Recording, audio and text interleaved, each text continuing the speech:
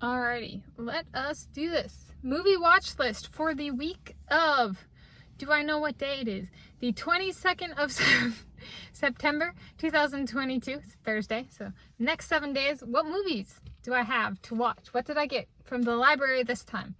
I got Stronger, which is I think 2016 or 2017.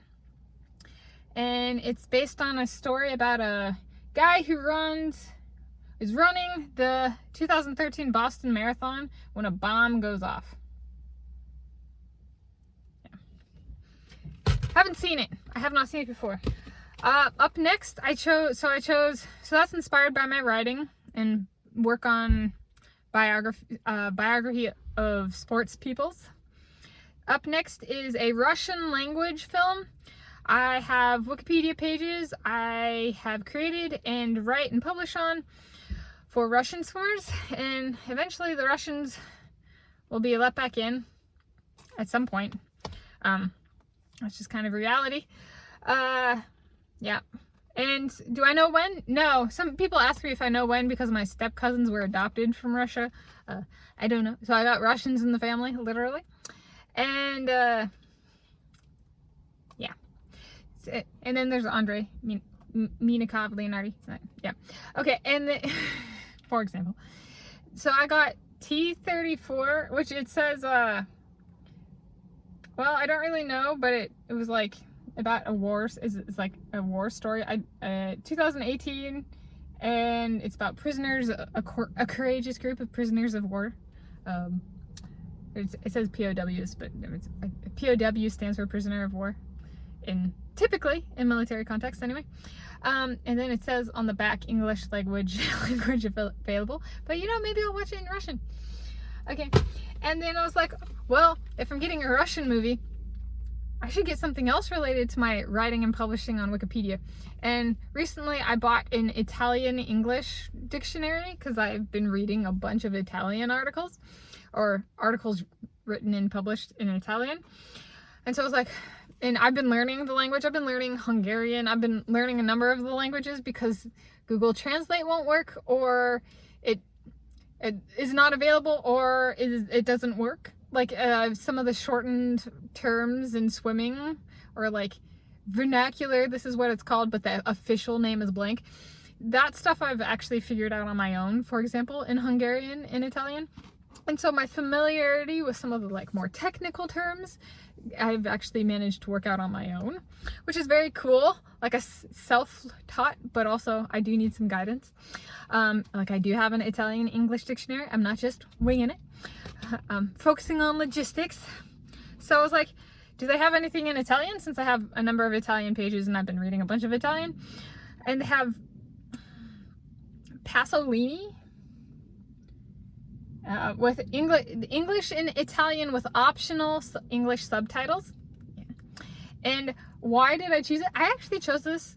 So they only had one Italian language film, or partially Italian language film. And I chose it because it's based on or based in a beach in Ostia. And a bunch of swimming competitions, both open water and in pool swimming, this year, 2022, have been held in Ostia. So I was like, oh my gosh, not only is it like, this is like serendipity. Not only is it filmed not only is it in Italian, which I'm learning very slowly, it's in a place where I've been writing about. And I've been writing about swimmers performing there. So I was like, okay, I have to get this movie. So I got the movie. And then I have not seen it before. I have not seen any of those 3 movies. It says on here, I'll put the year for these videos in the video description. Somewhere between 2014 and 2019. Copyrights and all rights reserved 2014. Packaging 2019. Okay, so I'll put the year of the video in the video description. And then up last is my sister, her favorite all-time video growing up. She did performance dance. So the movie, what is the movie? Save the Last Dance. And this one is 2001. It came out in 2001. So she did performance dance. She did a type of dance called bebop. It is not to be confused with bebop jazz. That's designed to be undanceable. Yeah.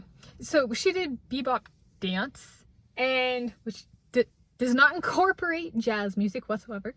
And then she did that, and she did performances. Like, we would go and see her perform. And then later on, she did performance Irish dancing, and she performed, for example, at the Seattle Center, which is a really big deal. So, or was at the time, and it was a family occasion getting to see her perform at the Seattle Center, which is, yeah, it was a big deal. And so this was her all-time favorite movie growing up, and I liked it too. It's kind of more her. She liked this, so Save the Last Dance and Center Stage, and I think she liked it because she had performance dance. I did dance too, but I did not do performance dance. I have not once in my life have I done a performance dance, versus she actually did it as something she enjoyed, kind of thing. So her and I had some overlapping tastes as children, and then we had some tastes where that was very much hers and like that was very much mine, and we didn't even like what the other person did. Like, performance dance is not for me. And so it was like one of these feel-good movies, because I'm like, this is for my sister. Like, this is like my sister's thing. It was my sister's thing, not really like the dance kind of thing. So yeah, those are my 4 movies for the week and my rationale behind choosing them. So and I guess for the last one, it was a feel-good movie. That's why I chose it. And yeah, feel good.